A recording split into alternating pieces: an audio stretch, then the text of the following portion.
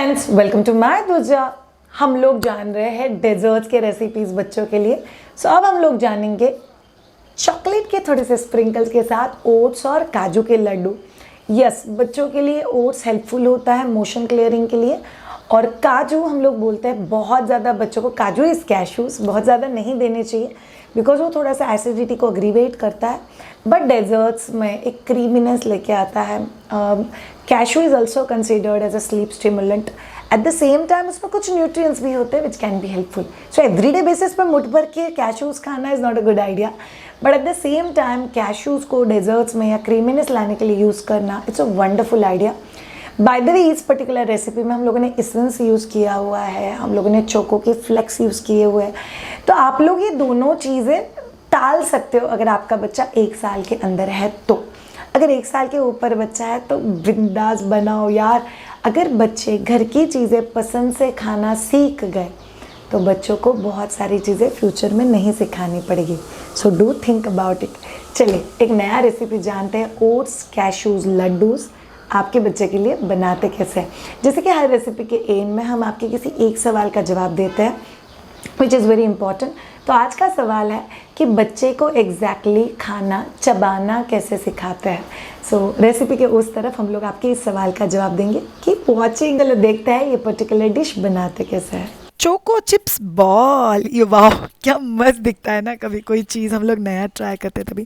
इसके लिए हम लोग को चाहिए 1 बाउल ओट्स, उसके साथ चाहिए डेट्स के साथ हम लोग को चाहिए 1 बनाना, ये एक बाइंडर का काम करेगा। कैशूज़ करीब आधा बाउल, उसके साथ हम लोग डाल रहे हैं कोको पाउडर।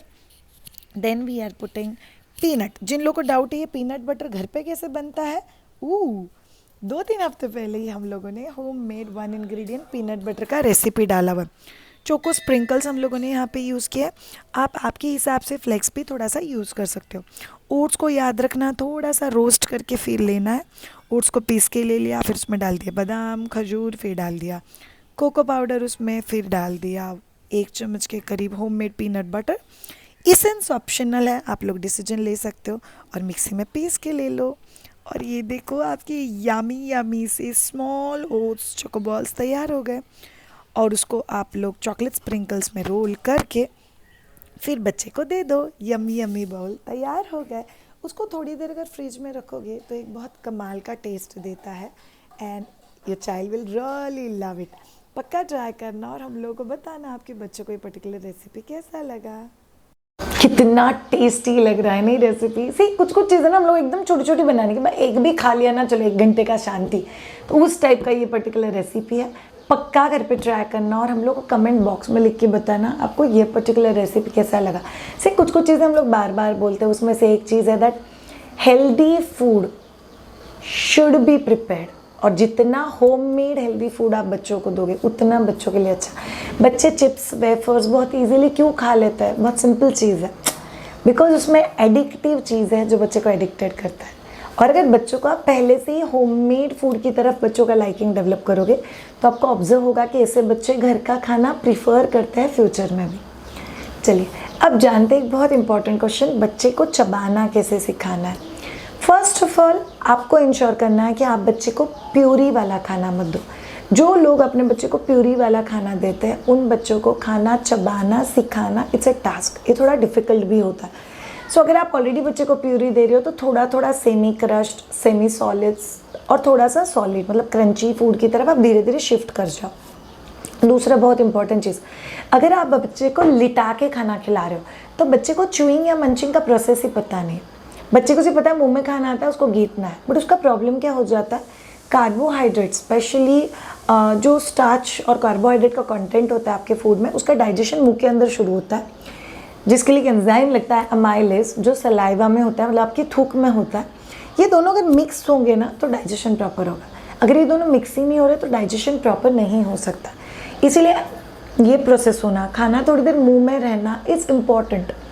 दूसरा चीज़, सिर्फ लिक्विड पेट में भी अच्छे से नहीं रहता है तो वो अंदर जाता है फिर अंदर चला जाता है। सटाइटी वैल्यू मतलब कि हाँ मैंने खाना खा लिया, अभी मुझे कुछ देर के लिए भूख नहीं लग रहा है, ये फीलिंग बच्चे को नहीं आ सकता जब तक आप लोग लिक्विड खाना दे सकते हो। तो फिर आपको इंश्योर करना है कि आप बच्चे को लिक्विड प्यूरीड खाना नहीं दो।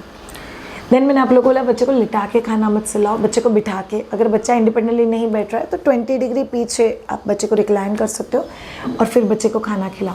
तीसरा बहुत इंपॉर्टेंट चीज़ जो आप लोगों को पता होना चाहिए, अगर कभी आपका बच्चा प्यूरी खाना ईजीली खा लेता है 1 बाउल 1.5 बाउल, बट जब मैं दूसरा खाना देती हूँ तो बच्चा हार्डली 4 चम्मच खाता है, उससे तो अच्छा मैं प्यूरी ही दे दूँ, इस कन्फ्यूजन में आपको नहीं जाना है।